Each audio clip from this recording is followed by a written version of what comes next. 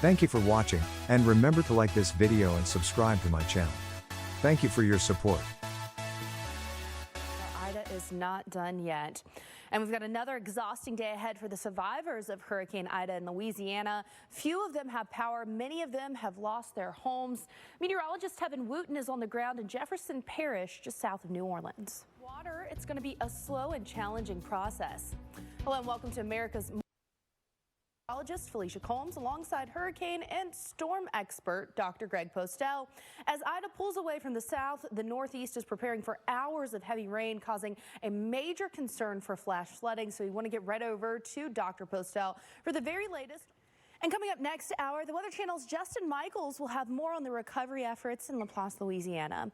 So let's talk a little bit about that, because one thing that is hampering the recovery efforts, that is the heat. It is so hot across portions of Louisiana and even southern Mississippi, where we are still, as we've talked about, without power. So the National Weather Services in this area have actually lowered that threshold. So, if everything was normal and running smoothly and we had power, we might not have a heat advisory right now for Baton Rouge and New Orleans and Biloxi, but because so many people are without power, and that it makes it even a higher risk to have this kind of heat, we are seeing these heat advisories. So current temperatures not looking so bad right now, upper 70s in New Orleans, but you're talking about that being your overnight temperature, and then we've got more humidity. So we're talking about feels like temperatures through the afternoon well into the triple digits. Guys, this is heat you just can't get away from when you can't go inside and find some AC. Across the region, upper 90s and triple digits, it's what it's going to feel like tomorrow as well. So this is a prolonged period of heat that we're sticking with. Into Friday, we do see those numbers coming down a little bit, but I don't want to deal with a feels like temperature of 86 degrees with no AC. I'm sure you probably wouldn't either, especially after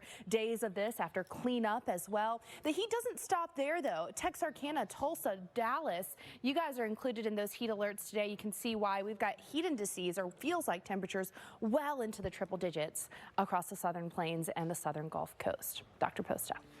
Jefferson Parish President Cynthia Lee Sheng said in a press conference last night that the entire island of Grand Isle is uninhabitable, that 100%, that's 100% of the homes received damage, and of those homes, 40% have been destroyed. So we've got a long road ahead in Grand Isle, years to come of recovery there.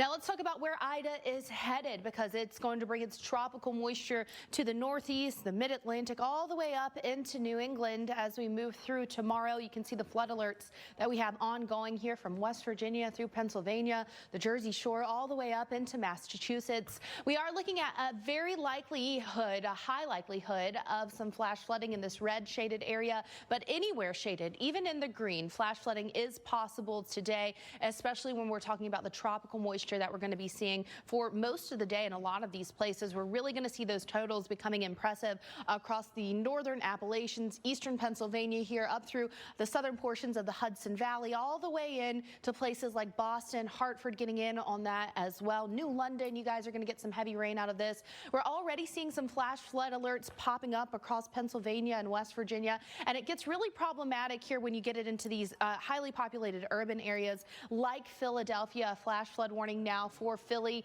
Upper Darby, and Wilmington, and that's until 8:15 local time. We're getting some very heavy rain right now on already pretty saturated ground, and we're going to continue to add even more rain onto that. So we are going to continue to see these flash flooding alerts popping up, and it's going to be a problem as we move throughout the day. So here's a look at that tropical moisture, how it encompasses much of the state of Pennsylvania as we move through the day. The Delmarva Peninsula going to have some rain moving through northern Virginia up through New York City. We're getting in on that through Long Island, Connecticut, Rhode Island. You guys are going to have a soaking afternoon tonight and even into Thursday morning. Boston, your morning commute tomorrow morning, not going to be any fun. Those roads are going to be wet. We'll eventually get Ida to move offshore as we head through late Thursday, but we've got a good 24, 48 hours left of this, Dr. Postel. Center here, but that is what we're seeing across a large portion of southern Pennsylvania, up through northern New Jersey, and even into Connecticut. And what we're seeing there is all of the ingredients coming together with this tropical moisture and saturated ground that could leave us in a dangerous situation.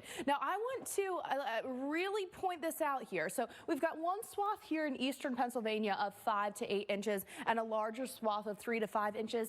This is a broad brush, guys. I do think that we're going to see up to 8 inches inches for many more areas, maybe even down through portions of Maryland as well. And then even some higher amounts than that, some locally higher amounts where we get some of the heavier bands set up. So here's what we're looking at right now. You can see most of the state of Pennsylvania covered in rain. Very heavy rain and storms lifting toward Philly right now. West Virginia, it's a soggy morning for you as well. The Shenandoah Valley, it's absolutely soaking. And here's the problem. It's going to be soaking throughout the rest of the day. Look at how long Harrisburg is in the rain. So we're starting out in the rain already this morning. We're going to remain in the rain, heavier rain even by this afternoon.